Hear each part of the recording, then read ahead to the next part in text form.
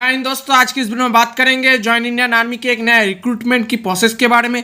बताऊंगा विस्तार से आपको, नोटिफिकेशन से लेकर फॉर्म फिलअप और पोस्ट करने तक। तो वीडियो को स्किप ना करके पूरे अंत तक देखिए। और अगर आप इस चैनल पे नए हैं तो चैनल को सब्सक्राइब करके बेल आइकन दबा के ऑल कर दीजिए, ऐसे ही हर तरह की जॉब की नोटिफिकेशन पाने के लिए। तो दोस्तों चलते हैं फॉर्म फिलअप की ओर।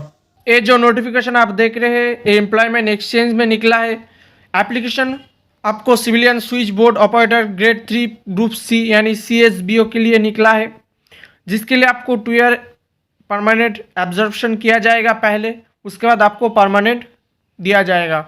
उसके बाद इसके लिए आपको सेल्फ अटेस्टेड डॉक्यूमेंट्स देना होगा और इस एड्रेस पे आपको भेजना होगा। डिटेल्स ऑफ वैकेंसी की बात करें 28 सीट देखने को मिल जाएगा, जिसमें SC में 6, ST में 1, OBC में 6, UR में 9, EWS के लिए 3, PHC 1 और ESM के लिए 2, यानी टोटल आपको 28 सीट। क्वालिफिकेशन की बात करें तो आपको मैट्रिकुलेशन सर्टिफिकेट होना चाहिए और आपको handwriting private board exchange PBX board में आपको एक्स्ट्रा क्वालिफिकेशन होना चाहिए। डिज़ायरेबल की बात करें तो आपको स्पोकन हिंदी और इंग्लिश आपको इन्फ्लुएंस होना चाहिए। टर्म एंड एंगेजमेंट की बात करें, अगर आपको जॉब मिल जाता है तो आपको 1 जनवरी 2004 के अंदर आपको नेशनल पेंशन स्कीम के तहत आपको सैलरी मिल जाएगा। उसके बाद 2 year followed by the permanent absorption, यानी आपको 2 ईयर का आपका पहले जॉब दिया जाएगा कॉन्ट्रैक्ट के तहत, उसके बाद आपको परमानेंट किया जाएगा और उसके बाद आपको जॉब है आपको 60 ईयर तक आपको अटेंशन एज तक आपको मिल जाएगा। The candidate the disqualified government service in case he or she has more than 1 spouse living, यानी किसी महिला और पुरुष किसी को एक से ज़्यादा अगर पत्नी और हस्बैंड है तो इसको डिस्क्वालीफाई कर दिया जाएगा। एज लिमिट की बात करें तो 18 से 25 ईयर तक आपको एज मिल जाएगा। OBC के लिए आपको 3 ईयर तक आपको एज रिलैक्सेशन मिल जाएगा। SC ST 5 ईयर, PHC के लिए 10 ईयर्स, अगर आपका SC ST है तो आपको 15 ईयर्स, OBC के लिए आपको 13 ईयर्स आपको एज रिलैक्सेशन मिल जाएगा। एक सर्विसमैन की बात करें तो service return in army navy air force plus 3 year आपको एज रिलैक्सेशन मिल जाएगा। काट ऑफ की बात करें, last date of receipt of application के तहत आपको काट ऑफ मिल जाएगा।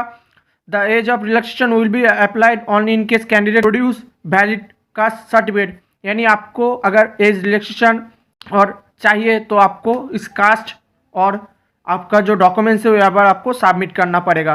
फोटोग्राफ की बात करें तो 1 रिसेंट पासपोर्ट साइज फोटोग्राफ आपको देना होगा, उसके साथ आपको 2 और फोटोग्राफ देना पड़ेगा, जो एक फोटोग्राफ आपको फॉर्म के तहत आपको अटैच कर लेना होगा, उसमें आपको सेल्फ अटेस्टेड कर देना होगा।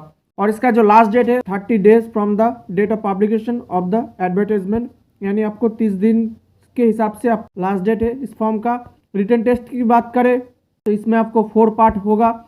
Paper 1 general intelligence and reasoning में, paper 2 general awareness, paper 3 general English, paper 4 numerical aptitude में आपको एग्ज़ाम होने वाला है।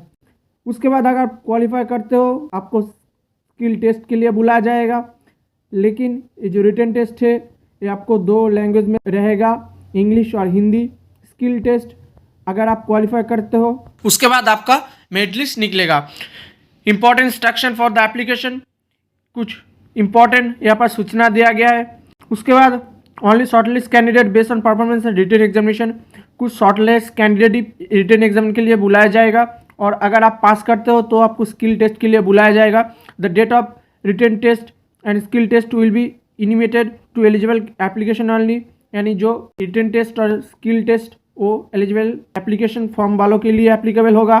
जो person working the central state you must through proper channel along with the certificate with their establishment and no disciplinary action is contemplated, यानी आपको NOC certificate देना होगा जो स्टेट और सेंट्रल में जॉब करते हैं।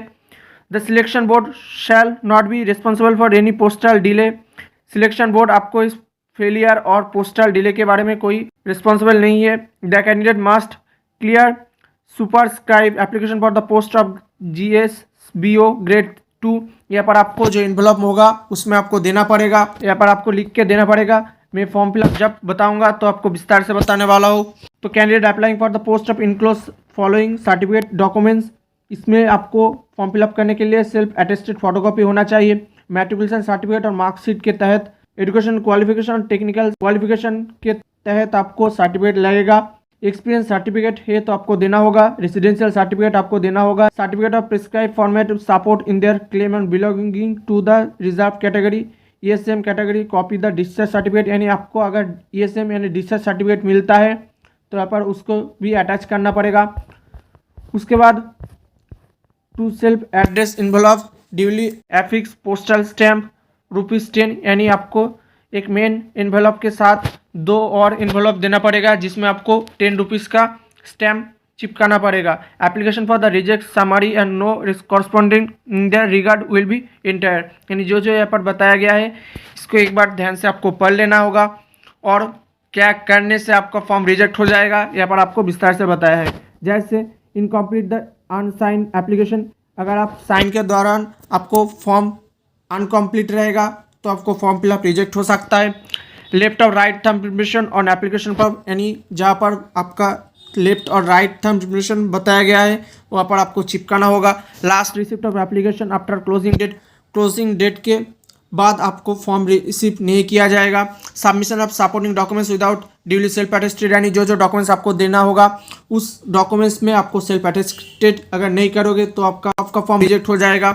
Non submission to additional photograph duly self attested mismatch the submit photograph, यानी अगर जो 2 फोटो एक्स्ट्रा देना पड़ेगा उसमें भी आपको अगर सेल्फ अटेस्टेड नहीं रहेगा तो आपका फॉर्म रिजेक्ट हो जाएगा। No submission self address 20x24 centimetre envelope duly affix postal stamp ₹10 on each, यानी जो 2 एनवेलप आपको अंदर देना होगा उसका साइज यहाँ पर बताया गया है 12x24 सेंटीमीटर होना चाहिए और इसमें आपको ₹10 का पोस्टल स्टैम्प देना होगा क्योंकि ये इस पोस्टल स्टैम्प आपके पास आएगा। Mismatch the information fill in the application regard their supporting documents, यानी आपका जो डॉक्यूमेंट पोस्ट करोगे उसके साथ अगर आपका फॉर्म मिसमैच करता है तो आपको फॉर्म रिजेक्ट किया जाएगा। The application can fill by the application either English or Hindi, यानी आप हिंदी और इंग्लिश किसी भी लैंग्वेज में आपका फॉर्म फिलअप कर सकते हो। किसी भी प्रॉब्लम है तो टेलीफोन नंबर यहाँ पर बताया गया है, यहाँ पर आप पूछ सकते हैं। No T and DA will be paid the appearing in the test, यानी कोई टी और DA पेड नहीं करना पड़ेगा टेस्ट के दौरान। Candidate should be prepare to come Lucknow for a stay of 4 or 5 days under the arrangement, यानी आपको लखनऊ में 4 और 5 डेज के प्रिपरेशन के तहत आपको जाना होगा जब आपका एग्ज़ाम होने वाला है। तो यहाँ पर नीचे बताया गया फॉर्मेट ऑफ एप्लीकेशन, इस फॉर्म को मैं अपने डिस्क्रिप्शन पे लिंक दे दूँगा, इसको आप प्रिंट कर लेना। तो इस फॉर्म को आपको पास होना चाहिए।